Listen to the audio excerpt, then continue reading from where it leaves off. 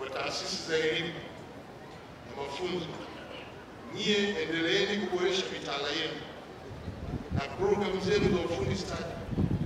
Tunataka muendelee kuweka mpango wa teknolojia na ubunifu ili vijana wetu waweze kuwa na ujuzi unaoendana na mahitaji ya soko la ajira kwa sasa na hapo baadaye. 2, kwa halmashauri zote nchini, sekta binafsi na taasisi za fedha na benki yakiwemo, ongezeni jitihada za kutoa mikopo nafuu, toe ushauri wa kibiashara na muhakikisha kwa vijana wananufaika vipasavyo na mikopo hiyo isiyokuwa na riba kubwa ambayo inaweza kumkwamisha kurejesha. Hapa malengo ni kumwezesha yeye kuanzisha biashara, kuendeleza ujuzi wake, lakini kujipatia kipato. 3, hii ni kwa wadau wote.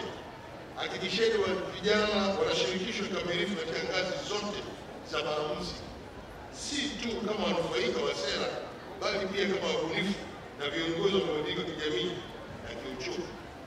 Mfano ni sherehe hii ya maadhimisho ambayo inawaleta pamoja na mmepata nafasi ya kufanya maonesho kwenye mabanda yetu.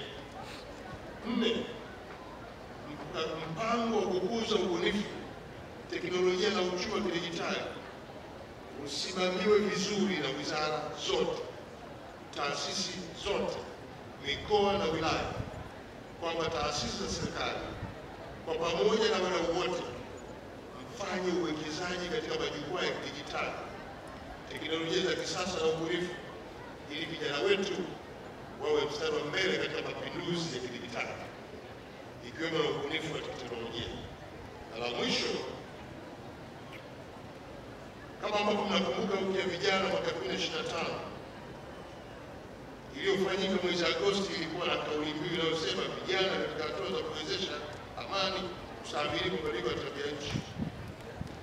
Hii inatuelekeza, na mimi napenda kuwakumbusha kwa sisi na wadau wote kwamba tunapaswa kuwapa vijana nafasi ya kuongoza juhudi za kudumisha amani, mshikamano wa kijamii na kuchangia hatua za kukabiliana na mabadiliko ya tabia nchi hapa nchini. Na hivyo basi, sambamba na wiki ya vijana kitaifa, tutumie muda huu kutekeleza maazimio haya ya kitaifa.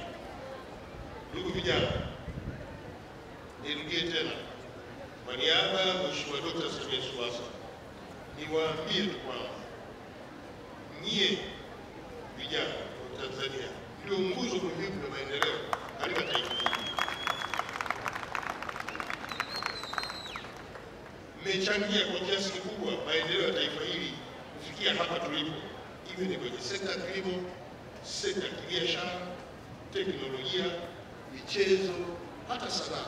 Ni vijana ndio mnafanya kazi hizo. Hongera sana, jipigeni kwa pamoja. Lakini pia katika nyanja za ubunifu, nyie mmekuwa mstari wa mbele na ndio vinara wa matumizi ya teknolojia mpya na majukwaa ya kidijitali kwa wakati huu, ikiwemo na akili mnemba na mifumo ya mawasiliano ya kisasa. Vijana wameweza kufanyia hata biashara kwa ajili ya kuimarisha mawasiliano ndani yetu. Kwa hiyo michango yenu imekuwa kichocheo cha mabadiliko chanya katika jamii na uchumi wa taifa hili. Hongera sana vijana popote mlipo, na muendelee kuongeza nguvu. Kweli tupe nafasi hii kuwataka jitambue na kuelewa kwa taifa linawategemea, na katika hivyo nyie ndio ambao mtaendeleza uchumi wa taifa hili, nyie ndio ambao mtaifanya taifa hili kuwa na amani na utulivu, nyie ndio ambao mtaongeza mshikamano wa kitaifa katika nchi hii. Na hivyo basi, msikubali kabisa kutumika na makundi au watu wasio na dhamira njema na taifa hili ambalo nyie ndio mnao. Watu wote wanaochochea fujo, yeye muangalie, muambie sisi